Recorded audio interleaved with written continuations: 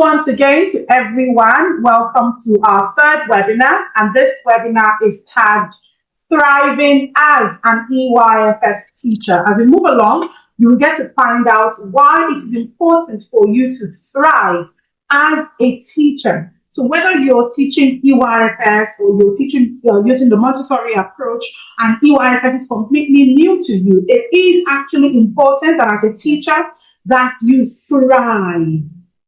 And we will get to what it actually means to thrive. We'll get to compare what it means to thrive and what the opposite of thriving can be, or what we will decide to compare that thriving with.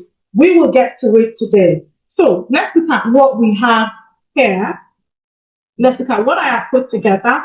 Quickly, an introduction, just for those who are meeting me for the very first time. If you're meeting me for the first time, can you just raise your hand? Let me know those who are meeting me for the first time.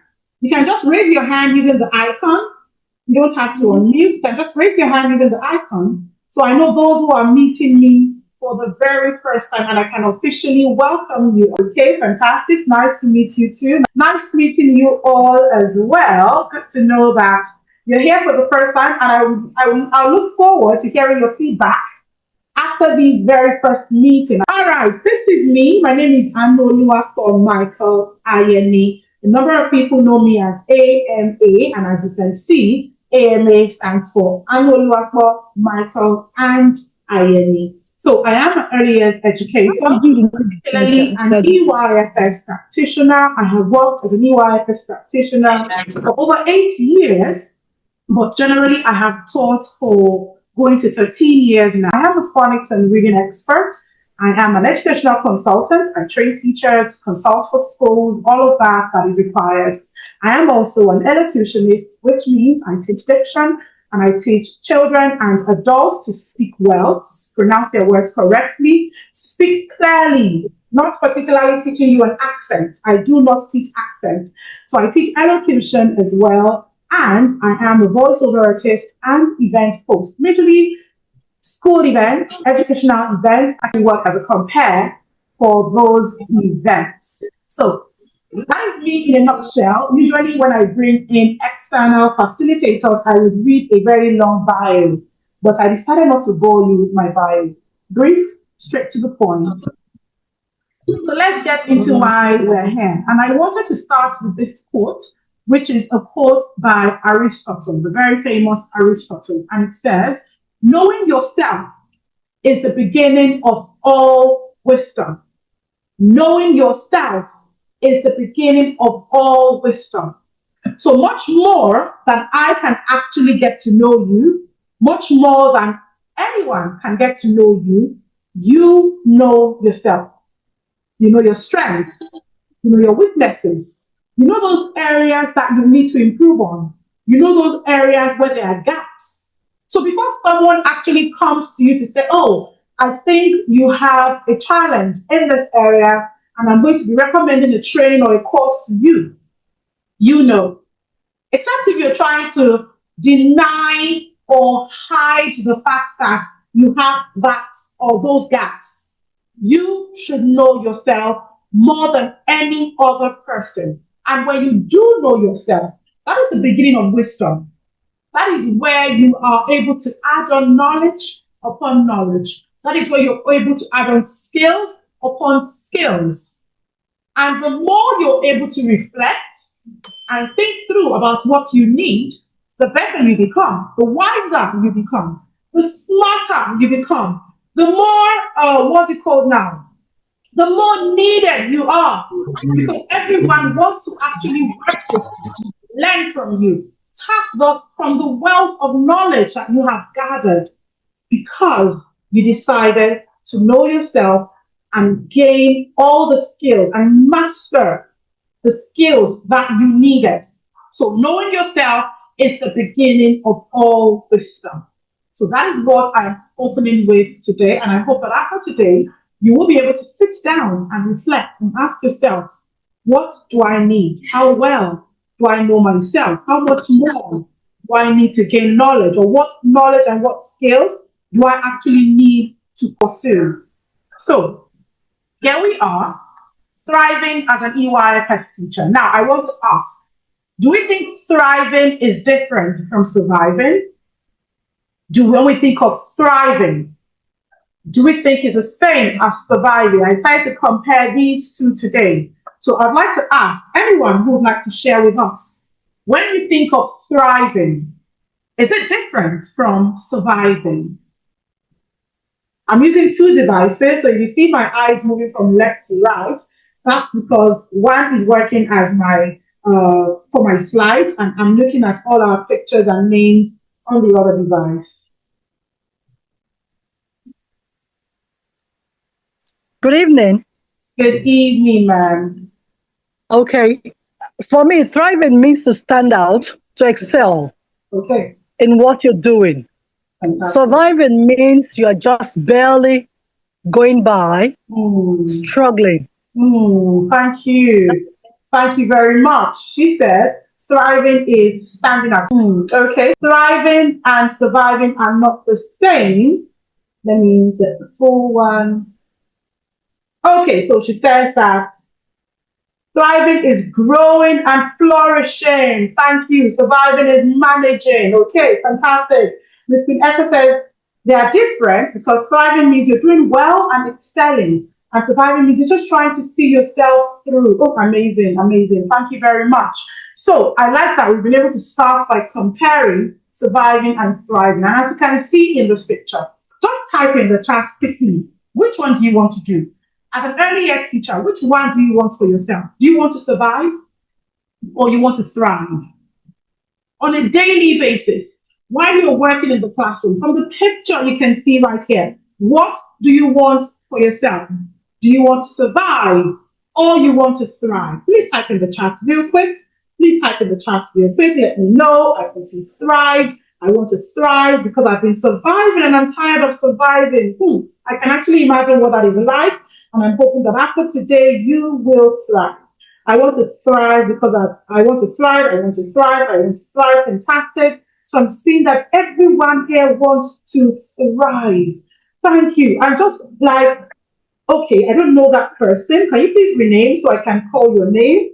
So I don't call you by your device name. Just as she has said, or he has said, I don't know now. We don't want to thrive. You might have been surviving, but now is that time. And you need to know what you need to actually thrive. Because, like we said, the highest wisdom is knowing yourself. Now, you don't want to be that person who comes to work day after day and all you're just doing is managing, pushing through, just there, being overwhelmed, but then you're just trying to get by. What do you want for yourself? We have said that thriving is growing. Thriving is developing. Thriving is being successful. Do you want to thrive? And whether you want to thrive or you want to survive, it's actually in your hands. It's actually in your hands. And we'll get to how it is in your hands and what you can actually do differently so that you start to thrive. Now, when you're surviving, you're stressed. There is chaos. There is burnout. You're overwhelmed because there are just too many things that you have to deal with. And you're just trying to manage, trying to push through. You're just there. We have a number of teachers these days who are just there. They want more, but they don't know how to get it. They want more, but they don't know how to get it. They are just hanging on a very thin line. Why? Because they have been surviving and they have not equipped themselves well enough to thrive. Now you want to thrive. What do you need to do? Now we know that for you to thrive, whether as an EYFS teacher or a Montessori teacher for now, what you need is purpose. Do you have a purpose? Do you have a purpose? Do you have joy in what you do? Do you have balance? Or are you just putting everything together? Is there work-life balance in that which you're doing? In that which you do, rather? Are you organized? Is there structure? Do you actually have a particular work ethic that you can stick to and say that this is my routine? This is what I do. This is how I work. This is what I need to thrive. You need to first of all start by knowing what purpose you have, what you're able to do. Do you have joy in that which you do? Because when you're thriving, you have joy. When you're thriving, you're balanced. You're not stressed out. You're not overwhelmed. You're not overworked. All right? So you need to ask yourself today, have I been thriving or have I been surviving? If you have been surviving, now is that time, right? Start asking yourself, what do I need to thrive? We're going to get into it together. But I just wanted to help us to understand what it means to thrive as compared to surviving. So you ask yourself, and you're able to reflect if you have been surviving or if you have been thriving. And if you have been surviving, now is that time that you have to choose. What do I want? Where do I want to go next?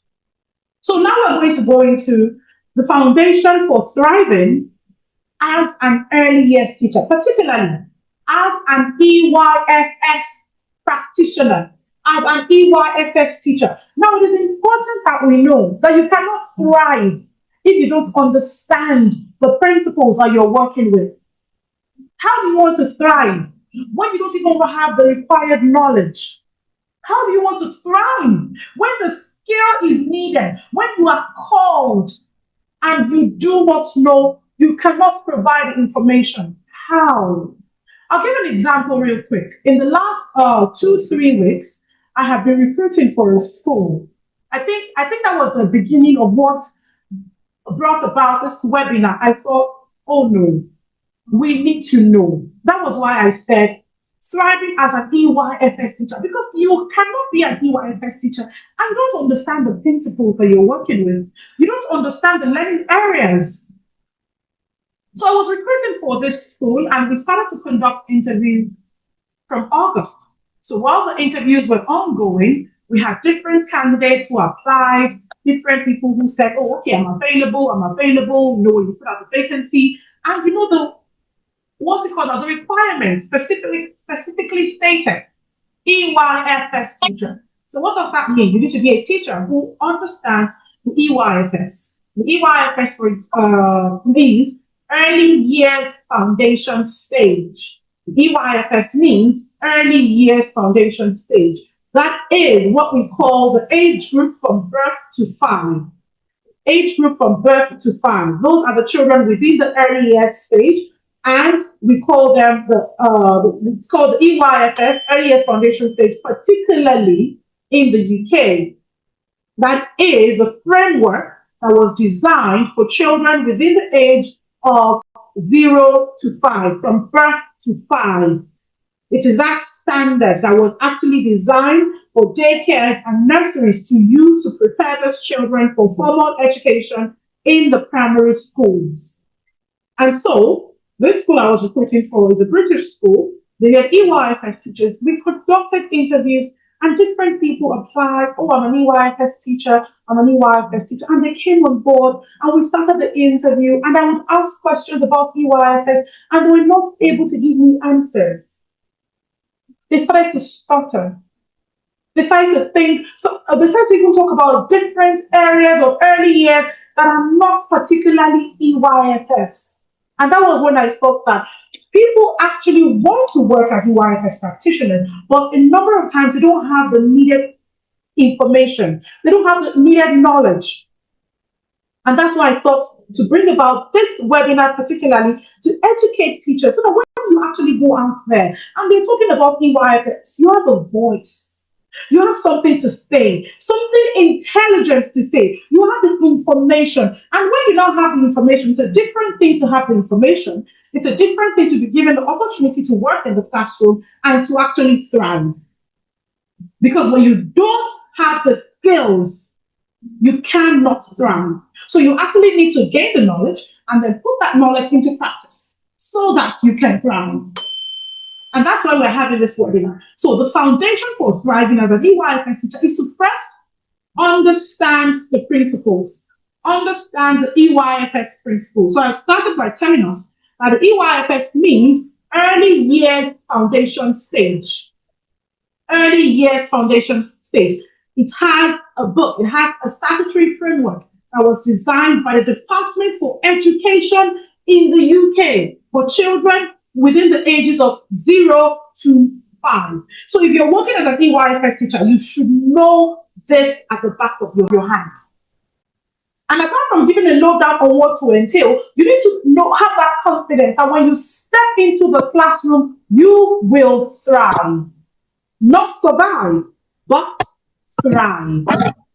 So we're going to start by talking about the EYFS principles, because the foundation for thriving is knowing what you claim to be practicing.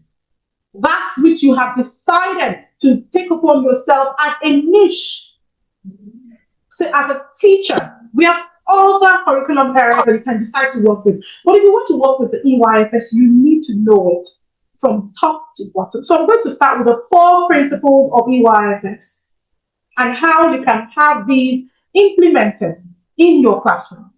Now, this webinar is not particularly for only those who are working with EYFS. Now, you can be working in maybe a school that is using a Nigerian curriculum, or a blend of British and Nigerian, or a blend of British and Montessori. You can actually work in such school, but you need to have the information regarding the EYFS at the back of your hand if you want to implement or infuse it in any way whatsoever. So we're starting with the 4 principles of EYFS. EYFS has what we call 4 principles. And the first principle is the unique child. The unique child. Every child is unique. As that EYFS teacher, you need to understand that every child in your classroom is unique. They learn differently. They come from different backgrounds. They have different religions, different parents, different environments. Every child is unique. And the second one is positive relationships. Positive relationships. These children need to have positive relationships with you as the adult in the classroom. Yes, you have missed. Thank you. Please mute your microphone. Okay, every child needs to have positive relationship with their peers. They need to have positive relationship with their teachers, the adults that they are working with. So whether you're there as a classroom teacher, or you're there as an assistant teacher, or you're there as a care assistant, or you're there as a nanny, as a childminder, you need to provide these children with positive relationships. Connection will build their confidence. And that's why you're there. As that teacher that is thriving, you need to be able to provide all of these for your children to also thrive. Also, enabling environments. That space that you're providing for the children, that classroom space, has to be one that is safe, that is enabling, that is nurturing, where the children are happy to come to, where the children are curious and they are able to explore without any form of limitation, without anyone particularly holding them back. So while you're thinking about being that thriving teacher, start noting all of these. Do you cater to the unique needs of your learners? Do you provide them with positive relationships? Is your classroom space enabling for these children? Are they happy to come in on a day-to-day basis and they just want to stay? Like, oh, this classroom, I love it here. They're not in the school and they're thinking about their teachers. They're thinking about you as a caregiver. Why? Because you've provided an enabling environment for them. And then next we have learning and development. Now, when you cater to the needs of the unique child, you provide them with positive relationships, and then you give them that enabling environment to thrive. All of these equals learning and development. Now, this learning and development has to be balanced. It has to be holistic. That is, you're catering to all that they need. You're building up the total child. So you're not only focusing on academics. Do you know math? Do you know literacy? Can you read? Can you spell? Do you know your science? That's not all you're focusing on. You're also focusing on, are you confident?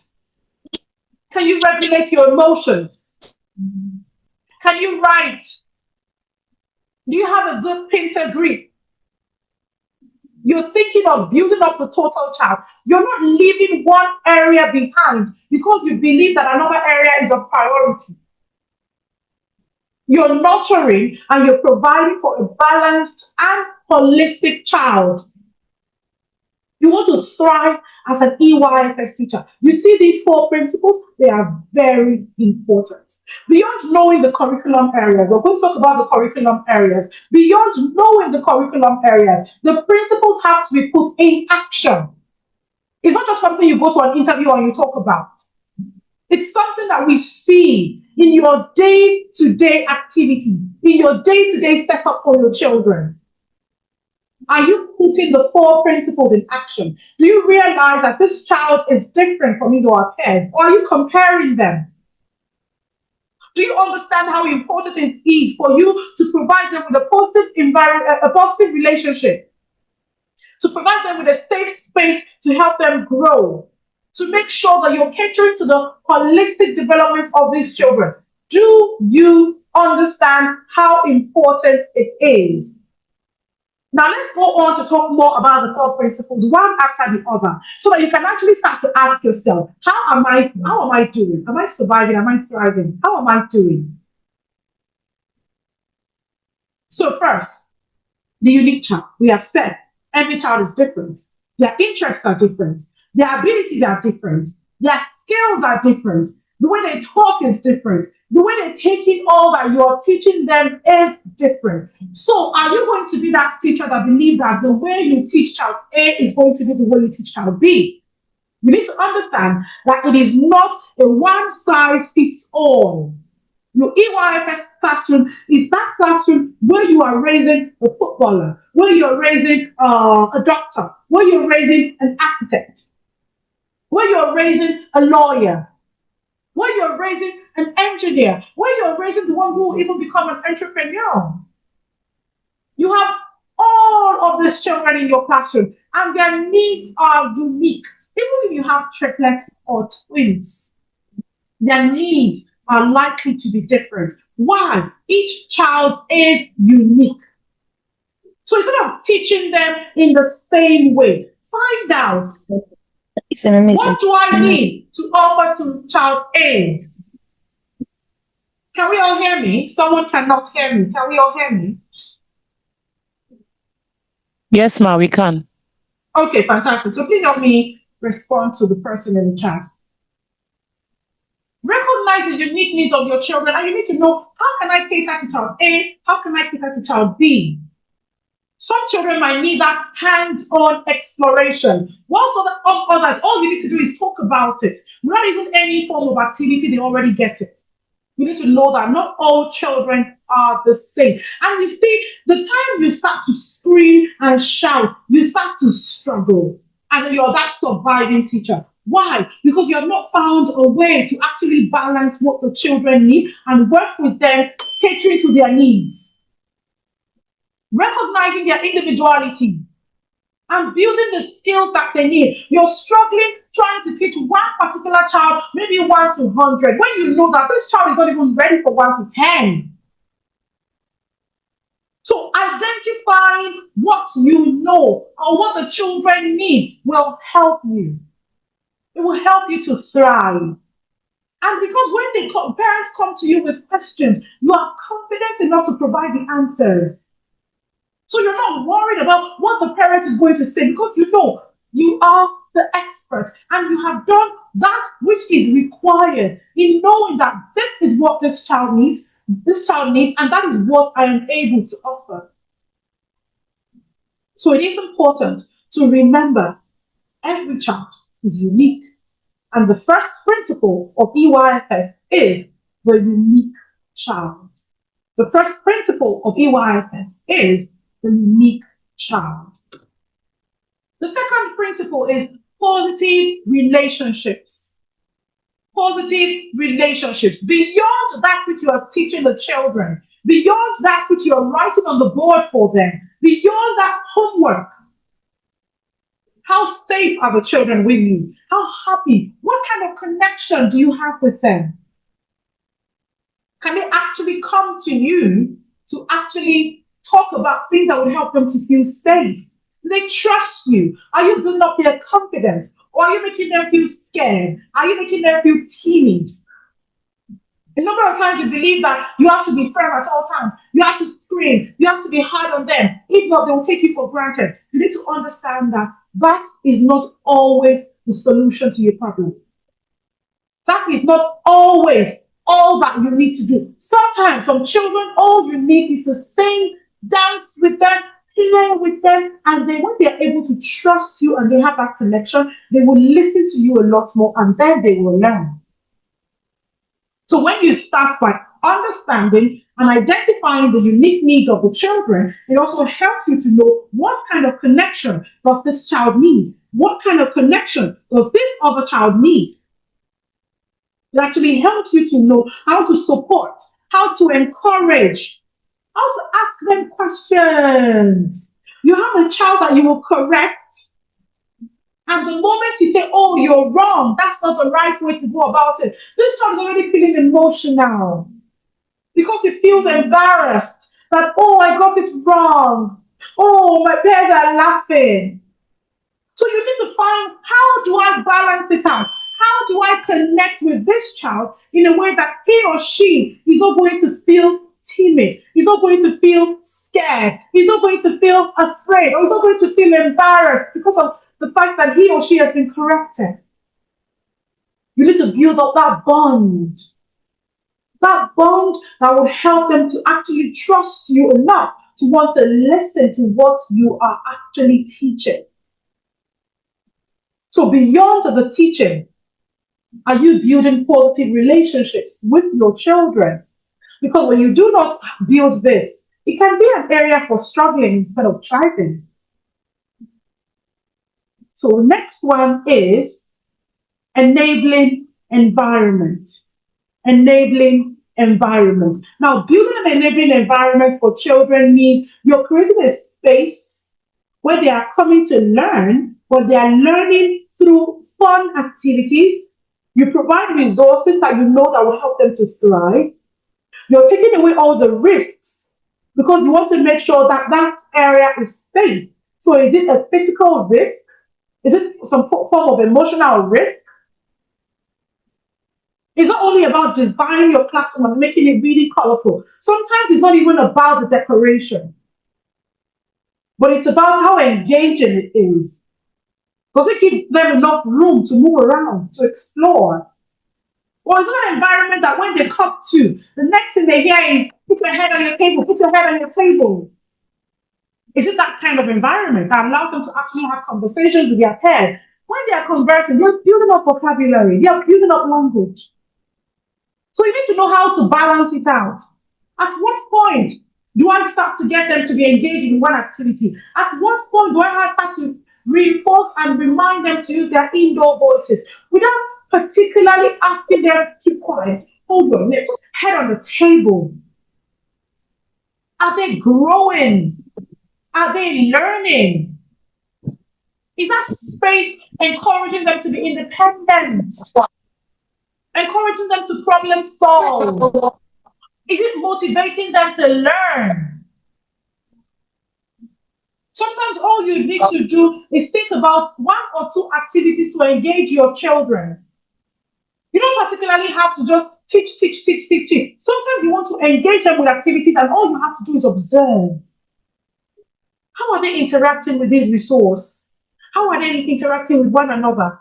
It's not all the time that you need to sit down and be the one talking. Sometimes you need to be that facilitator of learning. Plan. Get the right resources. Get the right, what's it called now? Get the right plan. Have a good plan. And be sure that you know what your children need. You know what target you're looking to achieve with child A, with child B. Sometimes you can just pair them up and observe.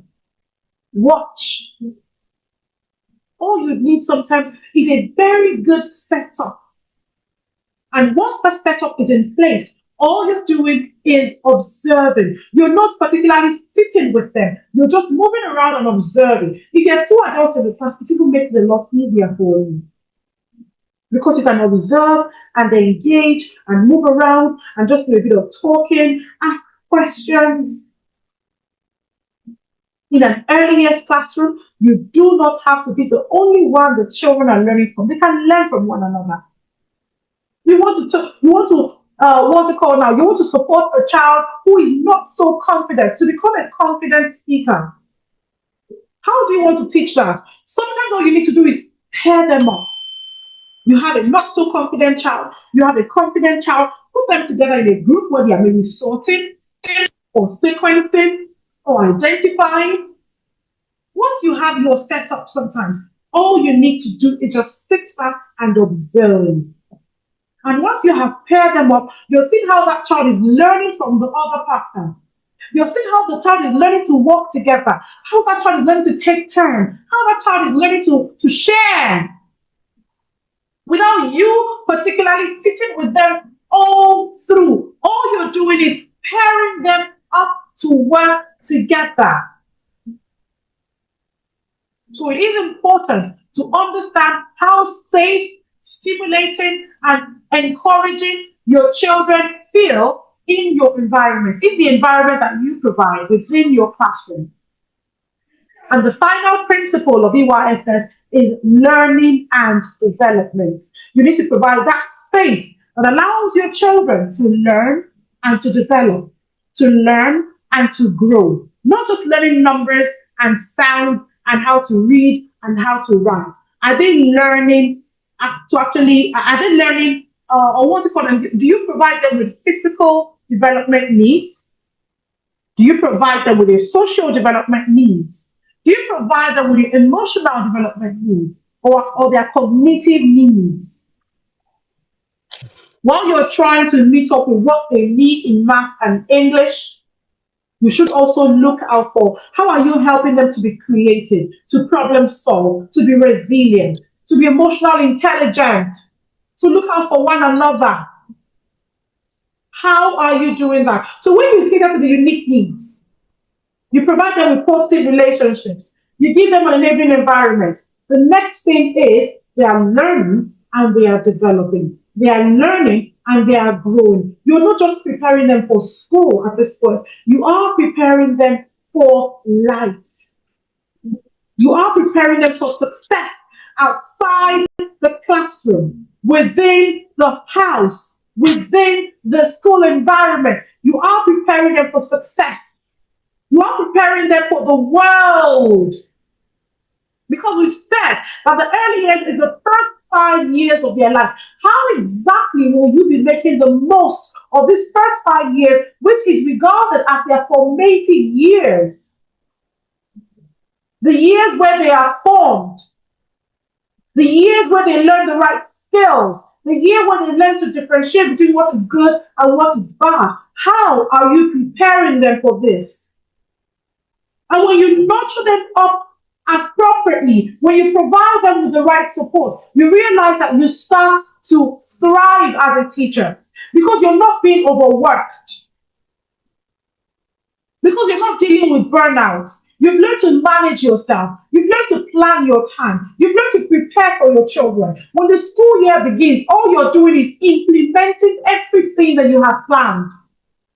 So that way your time is adequately managed. You're not particularly staying back after school to close at 4 p.m. or 5 p.m. when your closing hour is maybe earlier. If your closing hour is 3:30 or 4, for instance, you're not particularly leaving school at 7 p.m. because you have planned ahead of the school year. Or in the first 2 weeks of school, you have planned. You have observed your learners. You have observed their needs. And you then start to plan for how you can meet their needs accordingly. This is how you thrive. This is how you thrive. You're not leaving school late. You're not parking books home. You've learned to manage your time. You've learned to work with the team of people you have because you have planned. Because you have prepared. That is how you find the joy in what you do. That is why you're happy to go back on a day-to-day basis because you are learning to make good use of the time that you have. Can we please confirm we can hear me? Thank you, thank you, thank you.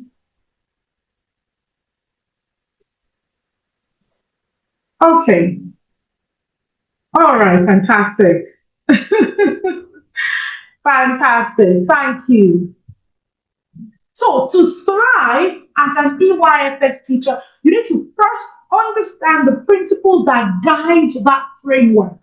Because a number of times when you ask people about the EYFS, they're telling you so much about the learning areas, the prime areas, the specific areas. But beyond knowing the prime and specific, do you understand the principles? Because EYFS has these 4 principles. And when you look through the statutory framework, these are part of the first things you will see. The 4 principles of EYFS: the unique child, positive relationships, enabling environment, and then learning and development. You need the very first 3 for learning and development to actually start, for learning and development to actually take place. You need the very first 3. You need to know that every child is unique. You need to know that you need to provide your children with positive relationships and create an environment for them to actually have positive relationships with their peers. You need to provide them with an enabling environment for learning and development to actually take place. So these 4 principles need to be put in action. When you understand it, you plan accordingly for your children. When you actually understand it, you give the right support to the children. So you're not going beyond what the child needs because the school requires or because the parents require. You are giving the child what they need. I spoke to a number of teachers yesterday, and one question was, what happens when the parent is asking that the child should be doing a lot more than the child needs? So maybe as a teacher, you have observed that, take for instance, the child, the curriculum maybe requires that the child should be able to identify 1 to 20, and the child does not even know 1 to 5. How do you respond to a parent who's coming back to say, why is my child not doing as much as the other children? Or why is my child not doing 1 to 1,000 like the other children in the other school? Now, one thing I say is, for you to be able to respond to the parent, you need to be confident in your own abilities. You need to be confident in the support that you're able to provide to the children. And you need to understand the framework that you are working with and what is required of that child at that specific age.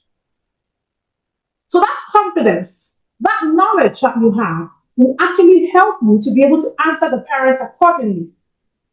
To say, actually, this is what the framework states. And the children should be working with numbers 1 to 20, for instance, depending on the class you're working with, the age group you're working with. This is what the framework requires. However, we are supporting your child to do this and this, but we realize that he or she is not ready. Now, while we are providing the support, while we are working with them, we would like for you to maybe do some form of enforcement at home. And we will also continue to do A, B, C, D, E, F. Always let the parent know what you're doing. Because sometimes they will come to you with these questions because they are not even aware of what areas their children or their child is struggling with. Because you've not particularly carried them along on what maybe your curriculum areas should be. You've not particularly carried them along on what the children need to be learned at that age group. So sometimes parents will come and ask questions. They'll come and compare their children with other children. But you need to be confident enough to answer them. How can you answer them confidently? First, you need to know. You need to be equipped. You need to understand that framework you're working with. What needs should I be addressing for this child at this time and age? You need to know. And when you know, you can answer the questions. When you know, you can address the need.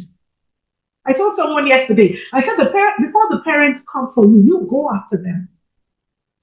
So before they come to tell you, my child is not writing 1 to 10, the moment that you see that the child maybe has a gap, carry the parents along.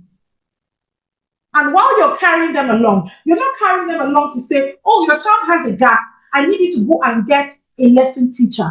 You're carrying them along to say, your child has a gap, this is what I am doing. And one thing you need to know is that you are the expert. You are the expert. expert. Please type that in the chat. I am the expert. Because you need to know. So when you know that you are the expert, you're not particularly telling them, go and get a lesson teacher. What you're doing is letting them know, this is what I will do to help your child. This is what I have seen. This is what I have identified. These are the areas I am working on for your child or for the children. Thank you. You need to first of all know that you're the expert. And as an expert, what do? You learn. You continue to equip yourself. You continue to gather the skills. You continue to gather the knowledge. You continue to ask questions when you're not sure.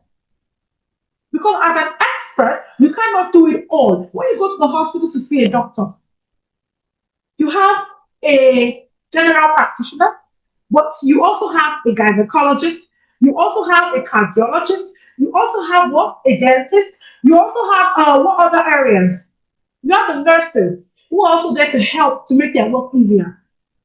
So while you understand that you are the expert, you need to know that sometimes you need to collaborate with other people who might be able to give you more information about what a children might be struggling with, who might be able to provide you with support.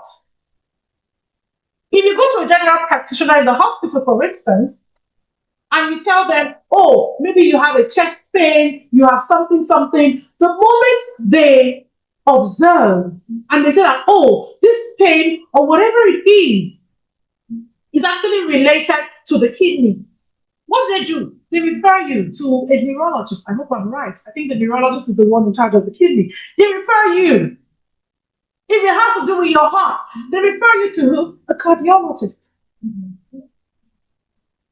So what they are doing is leaning on the skills that the other people have that they might not be able to answer, that they might not be able to give you the solution to. So they are working together. So while you understand that you are a teacher and you want to thrive, lean on the support you can get from the people who actually have the answers.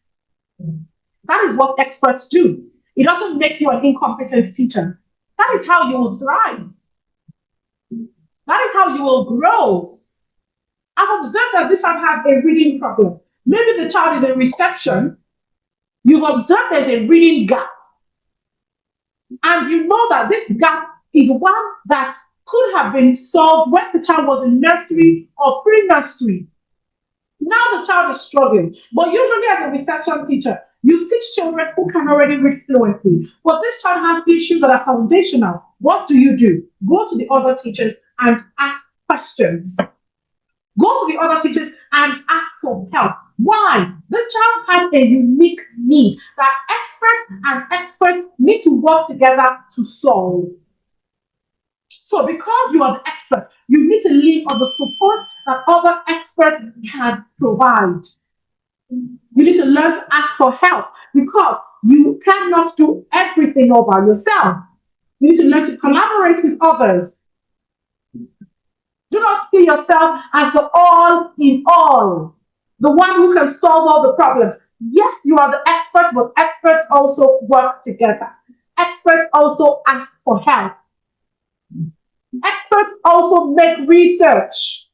So while they're making research, what are they doing? They are learning. They're continuously learning. They're constantly equipping themselves. That is how you thrive. That is how you grow. So think about these 4 principles. As you resume the next session, as you start to plan, how am I going to cater to the unique needs of my learners? How am I going to provide them with a positive relationship? How am I going to equip them and provide an enabling environment, an environment where their needs are met? How am I going to cater to the need to help them to learn and develop holistically in all areas, not just academics, but also their physical needs, their social needs, their emotional needs, their cognitive needs? How am I going to ensure that all of these needs are met? The first thing you need to do is what? Plan. As an expert, you need to plan. You need to be ready. When you plan, like I said, when the parents come to ask questions, you're able to answer confidently. And before they even come with their questions, you are already providing them the information regarding what your curriculum areas are, what the child's needs are. And when you observe a gap and you're working with it, do not keep the parents in the dark.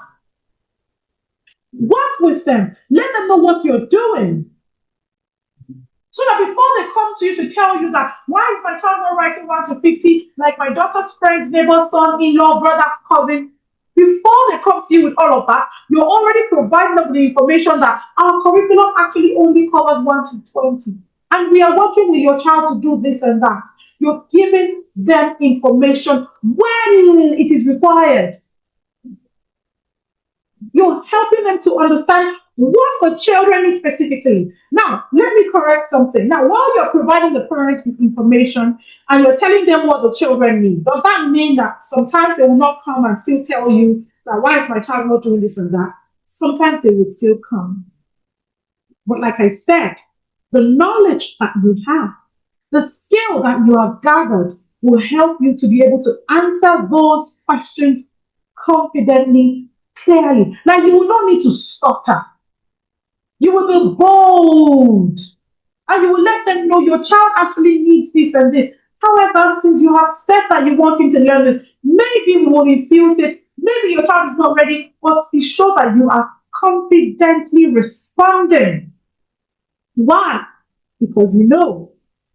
So the first step to thriving as an EYFS teacher is understanding the principles of the framework that you're working with. Understanding it and knowing how to implement it. Knowing how to plan for it. Because I will continue to talk about planning, because planning helps you to do a lot more. Planning helps take away your burnout. Planning helps take away the fact that you will feel overwhelmed, because you will plan.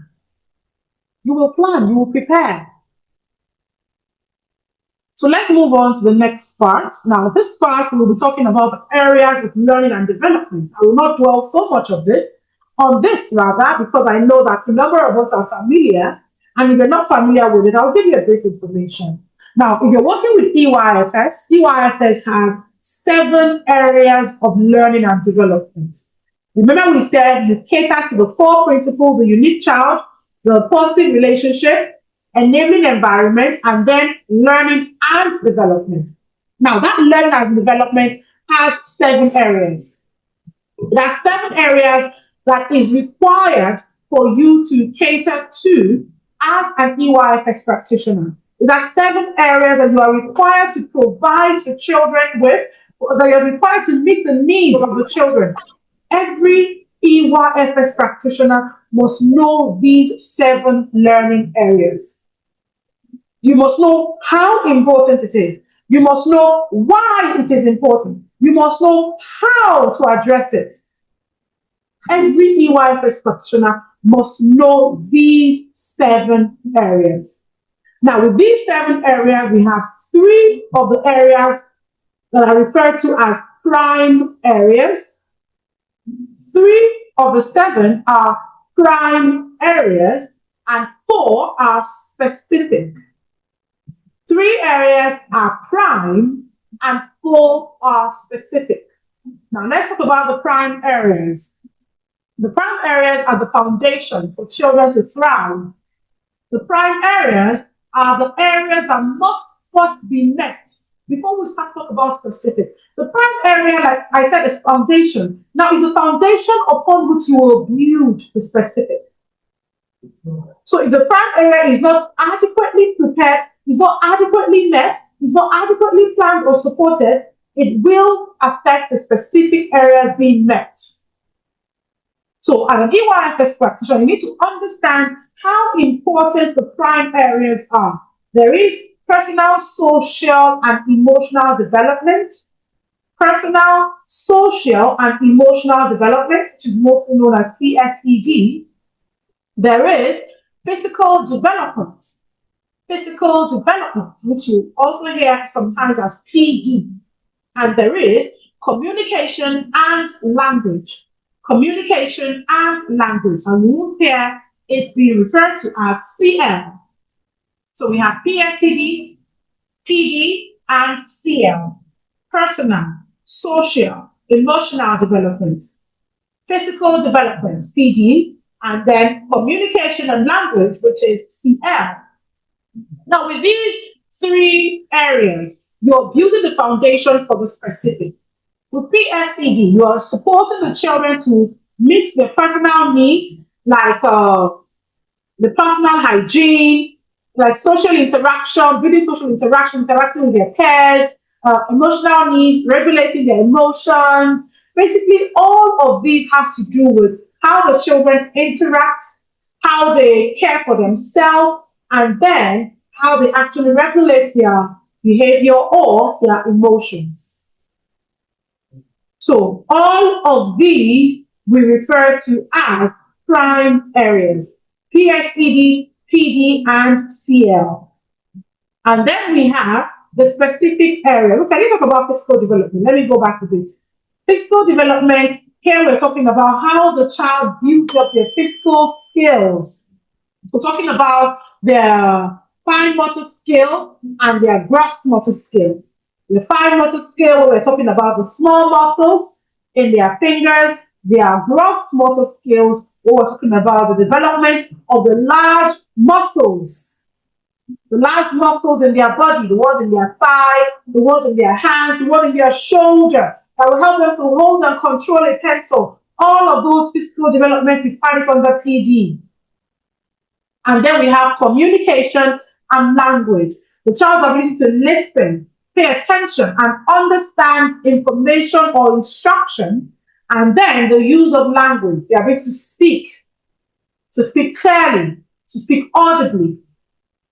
All of these you will find in the prime areas. So the prime areas are the foundation. It is rather the foundation for early form of learning that will take place in the early years. And then we have the specific areas. In specific areas, here we're talking about areas where the children's academic needs can now be strengthened. You're now thinking of how to build upon the foundation that the prime area has developed, has provided. So now you're not thinking of literacy, where they're learning sounds, where they're learning to read, where they're learning to write. You're thinking of mathematics, where they're learning numbers, where they're learning to solve word problems, where they're learning about shapes, where they're learning about patterns. And then we have understanding the world, learning about the past, the present, the world they live in. They're learning about things that are surrounding them in their environment. And then we're looking at expressive art and design. You have to make sure that your classroom is one where the children can learn to be independent. You're encouraging them to try new things on their own. They're not particularly carrying their school bag, carrying their lunch bag, and the children are just strolling. You get overwhelmed. Teach them to be independent. Teach them to take ownership of what they are learning. To be able to make decisions. To be able to pack up after they are done eating. Now you have to think about what works for the age group that you're teaching specifically.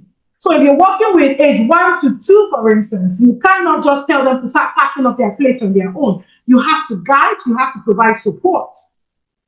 But teach them to start to feed themselves when they are able to. Let them hold the spoon. Let them start to learn to school. Because you will start to deal with burnout when you have to be the one to do everything. You have to be the one to feed. You have to be the one to pack up. You have to be the one to clean. Teach your children to wipe their table after eating. You cannot do everything all by yourself. You need to equip the children to start to do 1 or 2 things for themselves so that you do not have to feel overwhelmed. And remember, setting up also means planning. Plan your areas, your reading corner. What can you put there that would help the children to learn without you particularly sitting with them? So that at that time that you want to work with a small group of children, the children are engaged.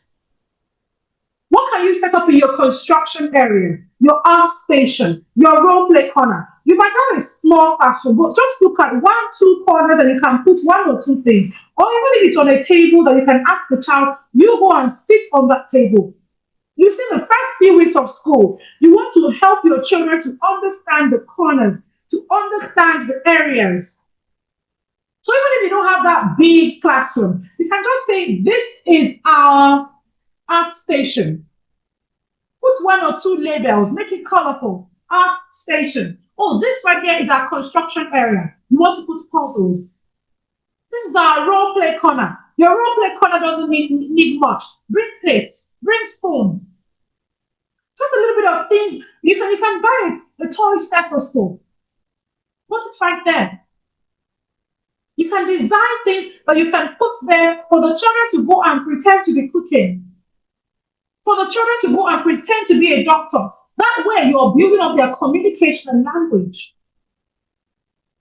So you're setting up areas that the children can actually go to on their own. I talked to some people yesterday and I said, you can even buy Ludo.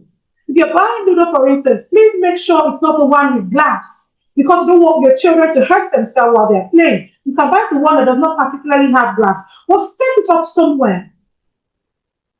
You can use cardboard to cut out numbers. You can use cardboard to cut out sounds. If you have flashcards, fine. If you don't, you can create yours. All you're doing is setting up small areas that you can maybe put a cardboard on the floor or put a mat on the floor if you have one, and say, this area, this is our setup, this is our role play area, this is our art area, this is our math area, this is our calm station. If you're upset, sit down in the calm area, come back after a few minutes, let's talk about it. So you're promoting the children to be independent such that they can choose. When they are not particularly working, they can choose to go into any corner and start to engage with the results that you have put there. This would even help you to reinforce areas that you are teaching or that you have taught. So you don't particularly have to sit down and be the one teaching and teaching. Sometimes all you have to do is pair up a child who has got the concept with another child who is still struggling, pair them up to say, go and sequence the numbers, for instance. Go and identify the numbers. Go and show this person the numbers. And you see them working together. You're also building up teamwork and collaboration right from that young age. They're learning to work together. And they're learning to take turns. Because if you want to go into a corner, if, for instance, you have laid out the corner to say, 2 people can work here, the child knows that he or she has to wait. He or she has to wait. So when 2 people there are done, then I can go. They're learning to take turns. So you're not particularly sitting there and saying, this is how to take turns. This is how to share. Through the actions, you're reinforcing the concept. You're reinforcing the expectations. But first, you have to set up. Plan, set up. Set up so that you can succeed in the school year. Set up so that you can thrive. Okay, next we have observation and assessment. You don't want to be overwhelmed. Observe. As you're observing, because you have set up, you're able to observe. And while you're observing, you're taking note. What do I need to do next? What can I plan next? While you're observing, you're writing down, because you might forget if you don't write. So you're writing down what you have observed, and because you don't want to be overwhelmed, you're taking note, so that by the time you're planning for the next week, you're thinking, oh, last week I saw child A identify 1 to 5. He was able to write 1 to 10. Okay, now he's able to take turns. Now he knows to greet. Now he knows to talk, to speak up. Now he's no longer that shy child. So what next can I do for this child? You have to observe. So you're observing what you have set up. You're observing them interact. You're observing them while they're engaging with those resources that you have provided. So instead of trying to be everywhere, just look around, write, take notes. While you're doing this, Get your assistant, if you have one, to also support you in setting up. Remember, we said you have to collaborate. Remember, we said you have to ask questions. Remember, we said experts do what? They work together. So observe what the children need. Take note. And then if you're not sure of what to do next, ask someone. Ask ChatGPT. ChatGPT is also there for you. You don't have to have all the answers. Remember, we said experts also make research. So don't think that you have to be the one to have all the answers. Make research. Continue to learn. Continue to ask questions. Sometimes you don't have to particularly wait for exams. We know that exams in the early years are not particularly reliable, which is why observation and assessment, they are very important. You're basically observing, assessing, reinforcing. So as you observe, you set up an activity that they can actually relate with, that will tell you if the child has learned or not. That's the way of assessing. And while you're doing that, you're able to now extend that child's learning, or maybe reinforce what needs to be reinforced. And you're able to track the progress. Last week, he did this. This week, this is what is next. So if you have not created a resource setup, please start. You don't have to do everything all by yourself. Work with people who might be able to make it easier for you. Who might be better at drawing, at designing, or find a way. Miss Fola recently shared a tip on her Instagram page how you can actually place your paper on the laptop and trace. When you trace, cut it out, paste it, put it there for the children to sort. If your children are at the age where they are able to read or to blend, write words. Tell them to match the picture with the words. If your school has the facility for you to print the pictures out, maybe from Twinkle or Pinterest, print it out, cut it out.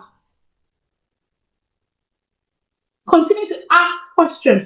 Continue to make research so that you can set up and observe and assess them through the activities you would provide. You want to thrive. You don't want to survive. You don't want to be struggling. You don't want to be feeling overwhelmed because all you're doing is writing your book, writing your book, writing your book. Sometimes use activities, hands-on activities, sequence the numbers, match the pictures. I'm not talking about worksheet here. Please don't get it wrong. I am not talking about worksheets. I'm not saying print worksheets and let them be matching and sorted. I'm saying pictures and sounds. I'm saying flashcards. Recording in progress. I'm saying number cards. All of these you can use to get them to do one or two activities. Make sure that that activity is age appropriate. So don't give them one that is too low or too high. Make sure that it's in line with your curriculum. Get creative. That's why you're an expert. Get creative. And your creativity, sometimes you don't have all the answers. Like I've said that so many times. You don't always have all the answers. Ask someone. Sometimes ask Google. Ask Google. Pictures for letter sounds. Pictures for landmarks. Maybe you're teaching them landmarks around the world. Pictures to teach landmarks around the world. Activities for this and that. Put all of these activities together. Print them. Draw them if you want to. You can even put an A4 paper. You can put an A4 paper in maybe your art station with a pencil and some crayons. And say, draw the farm animals we learned today. Your children will come up with lovely designs. It might not be perfect. Well, you're building up their imagination. You're building up their creativity. You're getting them to use their fine motor skill. Well, their gross, because they're also getting to move the pencil using their large muscles too. So what you're doing is equipping your children and preparing them for success. You are thriving and your children are also thriving because you're meeting up all the 7 areas. You're building and bringing about the cross-curricular link because all areas are important. None is more important than the other. All are important. Prime is important. Prime is the foundation. Without prime, you might struggle with specific. So make sure that you equip your children enough.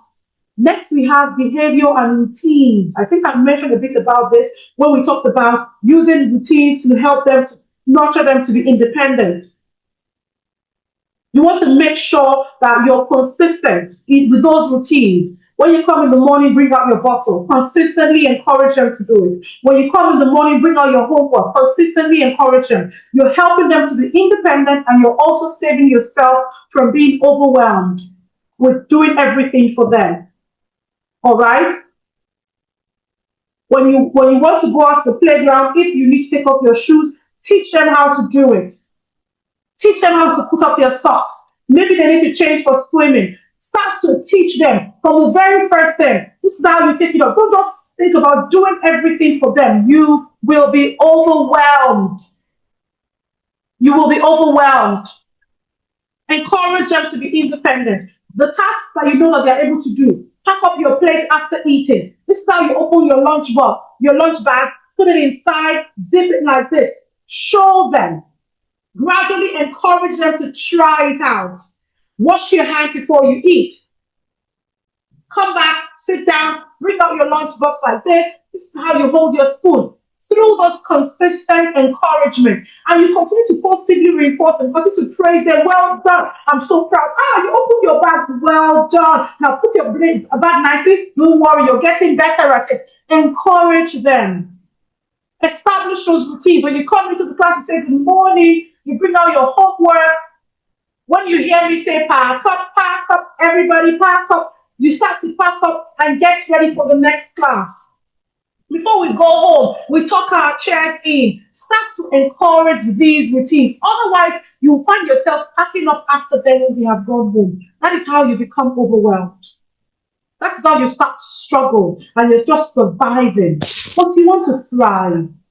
So you will make the best of your time with the children by encouraging them to be respectful.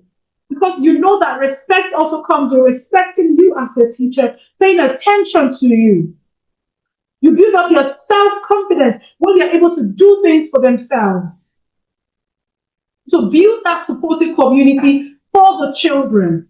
Help them, encourage them, praise their efforts when they're not getting it right particularly. Praise the fact that they have tried, but they have not particularly got it. So next time you're looking forward to this and that. The next time you're trying to actually do that which you want them to do. Gradually they get there. And so we're just going to go on next to personal and professional growth. For you as an EYFS teacher that is thriving, you have to be particular about your personal and professional growth. Have that mindset shift. Change that mindset. You don't have to be perfect. All you have to do sometimes is pause and reflect. What is working for me? What can I improve? As you're reflecting, you're growing. Because you're not particularly looking for everything being perfect, but you're asking the questions, what can I do better? So change that mindset that everything has to work. Change that mindset that it's going to be easy from the beginning to the end. Sometimes you will struggle, but learn to ask for help. Learn to lean on the support that you have. From the children, let them work with you. From the parents, work with them. From your colleagues. Don't think that someone will laugh at you. And if you're that colleague who would laugh at someone, please change that mindset. You have to work together. Experts do what? They work together. And you are the expert. Doctors work together. Lawyers work together. Content creators work together. Do we know that? Have you seen all these Kiki, Skits, Brother Shaggy, and all of them? They're always featuring each other's content.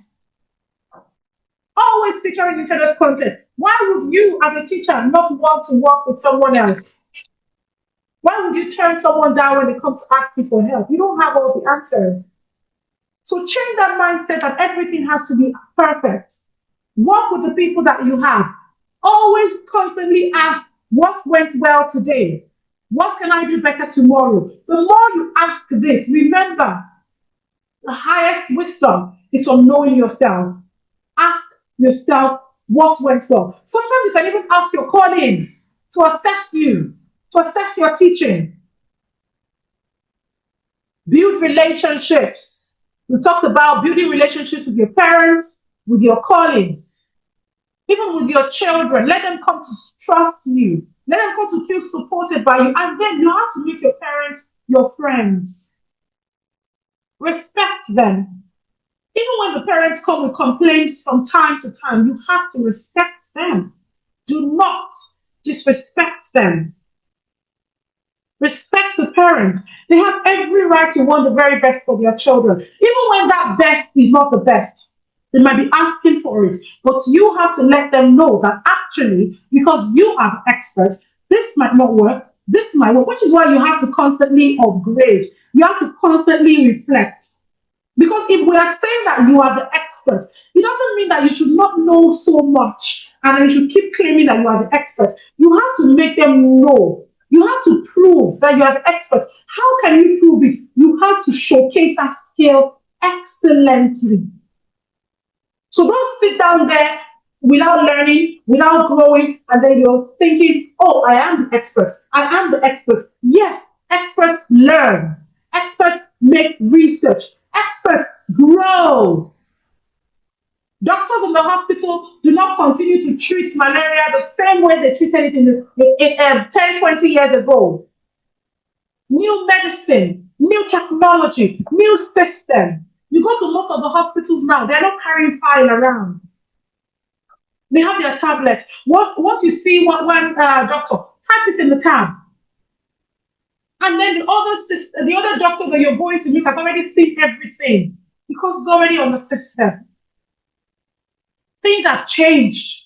So please, don't bank on the fact that you are the expert. So you don't really have to learn. Please learn. Please grow. Equip yourself. Work with what you have learned. Put it to use.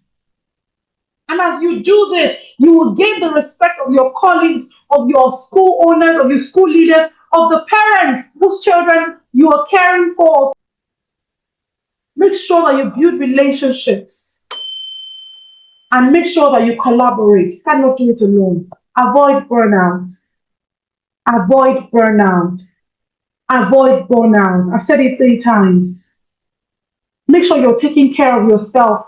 Make sure you have a good work-life balance. How can you have a good work-life balance? Please plan. Set up ahead. School doesn't resume before our work starts. We know that already as teachers. I'm not going to wait for Monday before I start saying, okay, what am I going to set up in my classroom? Sometimes all you need is a pen and a pencil. When school resumes, write down what you want to do. You think of an idea while you're taking your bath, while you're sleeping, please write it down. Once you write it down, by the time school resumes, everybody sees you just carrying out tasks flawlessly. All they see is what you're doing. Nobody actually really knows the work you have done over the holiday. But you can only bring to life if you have planned. All that you have planned, you can only bring it to plan accordingly because you have put it in place ahead. Start to think of how you want to organize your class. Start to think of what you're going to do to engage the children. Those resources you will set up, start to think about them before school resumes. And you will realize that you're going to be avoiding burnout. You're going to be closing after work hours. You're going home because you are prepared. Set your limits as well. So that when someone is coming to say, can you come and do this? You know, I'm sorry, it's my closing time. Can I do it tomorrow? Balance. Have a good work-life balance. Don't allow yourself to be staying back after work hours every day. Know what you're doing. Plan what you want to do. That way, you keep your work time. You know that after work hours, I am going home to my family to take care of myself. And I have very good energy so that I can spend time with my own children. You're not coming home to snap at your children because you're giving all the energy to the children in school. Avoid burnout. Next, we have Continuous learning, please, by all means. I've said it before. Experts continue to learn. You're on a journey. Teaching is a journey. It's not a place that you get to and you sit down and say, I am there. Continue to learn. You know what you need. When you reflect and you see that, okay, I need to learn to pronounce words clearly. Sign up for a course. Oh, I need to learn to be the better, what's it called now? I need to learn to teach children how to read well. Sign up for a course. That's why you need to reflect. Have a reflective journal so you can write down what you need. And as you're learning, you're updating it. Okay, I need to know EYFS extensively. Go and learn it. Some courses are even free online. It's not everything that you have to pay for. Some of them, there are videos on YouTube. Some of the videos are on YouTube and they are free. So sometimes what you have to do is plug in your headset and learn. I am glad that we have taken the step to be here. That actually tells me that we're committed to our learning. We're committed to growing. And I love that for you. Some courses are free. Some webinars are free. Attend. And when you attend, give it your time. Give it your attention so that you are actually learning and you can go back to implement. The one that needs to be paid for, please put money together, pay. The one that is free, attend. Attend. So that you can continue to learn. Because learning should be continuous. So a quick recap. Remember, a thriving teacher equals thriving children. You want to thrive as a teacher? Then your children will thrive. Then your children will gain the very best of you. And what would happen? People will actually come to know you for that expert that you are. Your school leaders will come to know you for that expert that you are. Because when you have the knowledge, please don't keep it to yourself. Don't keep it to yourself. I know when I started teaching, and I started to learn and grow, the sad thing was I wasn't sharing. So even my colleagues didn't know what I was capable of doing. I wasn't sharing with others. I wasn't really collaborating. I was keeping everything to myself. Please don't do that to yourself. When you share what you learn, it will also help you to be seen. You have to be visible. Even if you're not so much of a talking person, please learn it. Start to share. Start to work with others so that you can be seen and known for someone who can mentor teachers, so that you can be recommended for that promotion. Have that mindset shift. Thriving does not mean being perfect, but thriving means you're reflective. You're thinking of what you need and you're going for it. You're building relationship with the children, with your parents, with your colleagues. You're avoiding burnout because you're caring for yourself. And what do? You continue to learn. You continue to grow. So a few tips to help you to thrive daily. Prepare your classroom before your children arrive. Have a go-to activity that always works. So you want to maybe have some results that you put together for that impromptu time. That maybe you have exhausted the time, or what's it called now? You have not exhausted the time you have to teach. You have more time. And your children are now less busy. And they won't start making noise and shouting. Have something to engage them. Have an activity to engage them. So have that go-to activity that you can always rely on. That when I have more time with my children, I can engage them with this. And my class, there's no noise in my class. There is no argument. There is no stop talking. You are making noise. The children are still well equipped and they are learning with it. So always have that activity that you know that when you have a free time, you can always bring it in and everybody will be happy. Keep communication with parents simple but consistent. Remember I said, before the parents come for you, you go for them. Recording in progress. Go for them by letting them know what you are doing. Let them know how you are solving the problem. Don't go for them to tell them, I want to get a lesson teacher. Go to tell them, this is what I am doing, because you are the expert. You are the expert. And then find one colleague or mentor that you can support, that can support you. Oh, you've seen somebody who knows a little bit more than you do. Please lean on them. Lean on them with your full chest, so that when you have questions, they are there to guide you. And then you You can also equip yourself to become a mentor to others. Because as you're tapping from someone, you also need people to tap from you. Don't feel like you know everything and you don't want to share, so that they will not be stealing your shine. Please mentor someone. As you are growing, hold someone along. If you're a class teacher, hold your assistant. Prepare them to succeed. When they are not there, these are the people that will make your work easy. All right, those are people that will stand in for you. And they'll be able to stand in for you in a way that you'll be happy because you have mentored them to carry on accordingly. You have mentored them to carry on excellently. So find one colleague or mentor that can support you, and you also be a support system for others. I believe I have taken about 2 hours of your time. Let's see if we can round up before 9. Now, remember that thriving comes from strong foundation. You have to build up a strong foundation for your children, and then you have to have smart classroom practices. It's not about doing everything. It's about being smart about how you're doing it. And then take care of yourself so that you will not burn out. Take care of yourself so that you will not be falling ill every week and taking permission to be absent. Take care of yourself. Leave after work hours. Take care of yourself. Do things well. Plan ahead. Rely on the help that you have. Build your children to be independent so that you're not doing everything for them. Do all of these so that in this new session, you can thrive. All right? So I'm just going to take a few minutes. I want to type in the chat so that will not take too much time. One thing you will do differently this session. Now, whether you're an online teacher or you're a classroom teacher, one thing you will do differently this session. Please type it in the chat. Let me see one thing, and then I could just call one person who would like to share.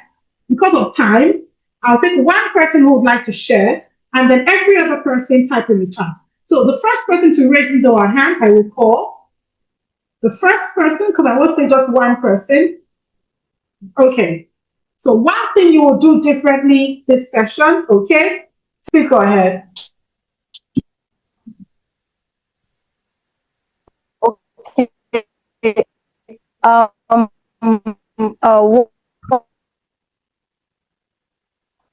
One thing I'm going to do differently this session is focus more.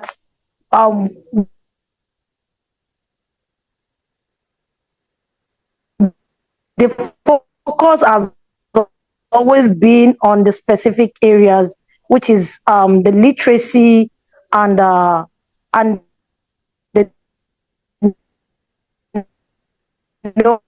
numeracy, not the primary. So thank you very much. So that's what we are going to do differently. Okay, fantastic. Thank you very much. I'm happy to know that you're also going to be focusing on the prime areas now, because the prime areas set the foundation. When you build a child who can respect, who is kind, who actually understands how to regulate his emotions or how to be empathetic with others, you're not dealing with a lot of classroom behavior challenges, because you're equipping them with what they need for all of these. And then when your children know how to socially interact, they have good physical skills, it makes your work easier. When they know how to put into words, to put their needs into words, when they know how to respond to your questions. Communication and language also has what we call listen, attention, and understanding as its early learning goals. So when you have these in place, your children can understand, they can retain. So you're not particularly teaching one concept again and again, because you've taught them to actually what? Understand through the way you ask them questions, through the stories you read to them, because communication and language also has, what's it called now? We have to also read stories to them. Mostly you're teaching them to listen through the stories you read. You're teaching them to respond to questions. You're teaching them to recall information. So when you're deliberately planning for this, you will see that they're able to retain those numbers you're teaching, those sounds you're teaching. They're able to recall and respond to questions accordingly. And then they will thrive in those specific areas too. So thank you very much for that. All right, someone says she will plan ahead because she has been a defaulter. Please do plan ahead. Someone said, I pray my school allow me to explore more. Please. You can always talk to somebody. If you feel like the school is not going to give room for it, talk to somebody and let them know the vision and the plan you have for the children. I'm sure that every school wants the children to grow. So please take those ideas to them. I was able to plan my lessons effectively as well as observe. Thank you. While you're planning, please make sure that you're planning more activities. It's not only about writing and taking them to write numbers, write sounds, blend. Sometimes you need to plan activities. It's not only it's not everything you do in worksheets. Please reduce the use of worksheets and think about more engagement, more hands-on engagement for the children. That way you're able to observe. Thank you. So as you're planning, plan all of these activities. It will actually help you. You can find activities on Google. And if you're a part of our community, like Ms. Fola has said, you can ask questions. How can I teach this concept? People will share with you. As much as possible, I will respond. But if I'm not responding, you see so many people responding with and sharing ideas with you. Don't just join that community to be there. We don't do broadcasts. We don't come there to do broadcasts. But if you're there, ask questions. I want to teach this. What can I do?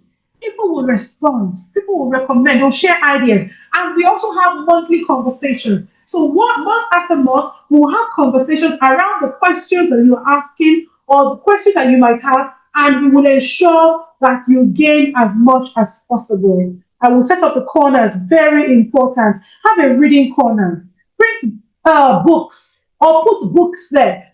Books that you know that the children can read depending on their age. Let them be able to go to that corner to sit down and pick up a book. Have a role play corner. Let them go and interact and talk to one another. Teach them to have indoor voices so that you're not concerned about the fact that they are shouting. Let them know that you need to use your indoor voices. Gradually, they will learn to use those corners without having to shout, without your class being rowdy. At the beginning, it might be, but you constantly reinforce, constantly correct and direct. Someone says, I pray my school allows me to explore. Well, yes, please take your answers, take your questions to them. Let them know what you're doing. And then as much as possible, I also hope that it will allow you to explore. Thank you, everybody. I believe that we've come to the end of today's session, but just a few things that I have put together here. If you want to thrive more as an early years teacher, I have a number of courses on my website that might also help you. There's an EYFS teacher course where you will learn more about the EYFS, we'll talk more about the areas, we'll share some activities for each area, I'll share the early learning goals with you, and there's also the advanced mentorship course. Now, the advanced mentorship course is where you will now be mentored. From time to time, I will check in on you as a mentor, ensuring that, and then you also be a part of the advanced mentorship circle. Then we have the Teach Reading Like a Pro, also a course that I have, and the speech upgrade course, mostly a one-to-one course. So you can sign up for any of these courses if you're interested in it. The next one is advanced mentorship course. The advanced mentorship course is starting on the 13th of October. The advanced mentorship course starts on the 13th of October. If you're interested, send me a DM. If you're for being a part of this webinar, I might be able to offer you a discount. But the advanced mentorship course also has a number. I don't want to work with too many people so that I can properly support you and create time to check in on you from time to time and share ideas with you. So if you're interested in advanced mentorship course, send me it starts on the 13th of October. And finally, like Ms. Fola said, join our community. Now, this is the new. It used to be the early years mentorship community. It used to be the early years mentorship community, but I've realized that I cannot mentor as many people as I want to. So we are changing it to AMA's Early Years Teacher Tribe. So from today, that community is going to be taking a new name. So if you are there, it is now going to be AMA's Early Years Teacher Tribe, where we're just going to be sharing information. We're going to be having our monthly trainings, like we said earlier. But if you now want to be mentored, you have to sign up for advanced mentorship. That's where the mentorship will take place. So thank you, everyone. We've come to the end of today's training. I'm glad that many people found this to be worthwhile. All right, you're welcome. You're welcome to everybody who has been saying thank you. Okay, my school has mother school and archaic teachers. Anytime I try to prove a point, they pull me down. Okay, so Miss Mariah, let's talk to my dear, because this one is a very serious one. So it is important that if you have ideas, take it to them. They might feel like maybe you're trying to prove a point or you're trying to do too much because they don't want to do too much. That's understandable. But what I will say is, as much as possible, please do that which your children need. While they're in your classroom, do what you think they need. And gradually, try not to ask for too much. But we'll still talk to my dear. But I'll just say this for anybody who might also be in the same situation. Try not to ask for too much. So as much as possible, you want to make sure that you're not bringing about solutions that they need to do overnight, something that is big. They might feel like too much of a change. You start gradually. Maybe you would say, oh, what if we have a role play corner for the children? Now you can say that I will do it. You can volunteer so that they don't feel like you're asking them to do extra work. So you can tell them that I will volunteer to build up a role play corner for the children in my classroom, and then maybe we can have one on the playground that all the other children can come together to use. So you can make these recommendations and volunteer to actually spearhead it. Now, while you're doing this, take one or two people along with you so that it's not too much work for you. So you can have some assistant teachers who are willing to learn, take them along with you and say, let's do this for the children. At the end of the day, when the school leaders see the changes that the children are interested in, that is also helping to make the work easier, they might gradually open up to it. So just introduce some things, small changes. Don't suggest something huge that would be a lot of work for them. They might feel like this is too much. They might feel like, okay, she's trying to show off. Just make it small and gradually try to win them over. Don't fight so that they don't start to hate on you. Don't fight. Introduce it gradually. But please still get into my DM. Let's see what we can do. Let me share what other ideas I might have with you. Thank you, everyone. Have a lovely evening. Bye.